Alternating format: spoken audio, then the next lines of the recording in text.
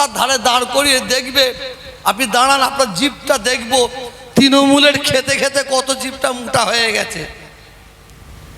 এখন দেখছি সেই মাল দেখছি একদম পাঁচারটা আরম্ভ করে দিয়েছে, পাঁচারটা আরম্ভ করে দিয়েছে। কথা বুঝতে পারছেন না?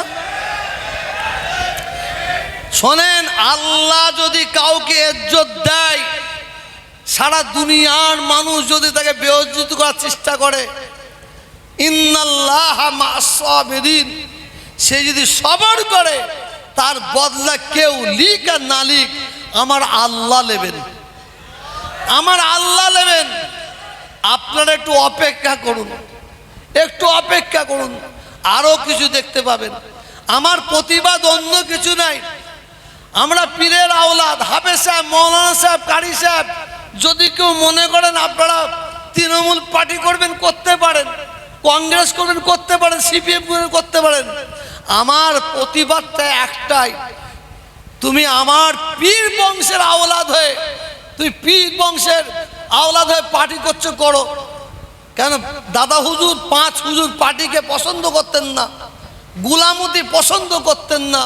যদি পছন্দ করতেন, শুনে রেখে দেন, বাংলার মুখ্যমন্ত্রী দাদা হুজুর হতো, বড় হুজুর হতো, মেজা হুজুর হতো, সেজা হুজুর হতো, নোয়া হুজুর হতো, ছোট হুজুর হতো, যদি পছন্দ করতেন।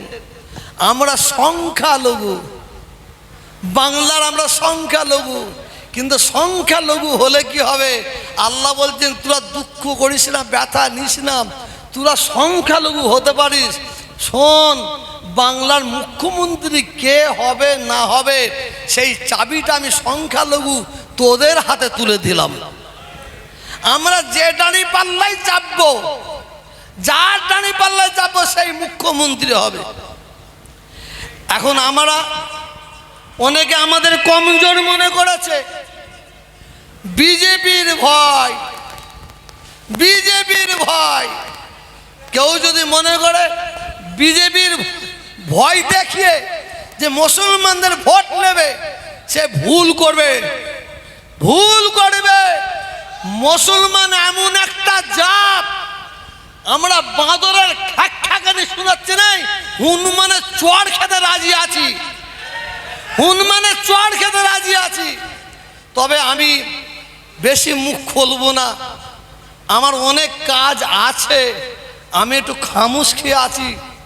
কিন্তু আমার যখন দরকার হবে আমি আপনাদের ডাকবো,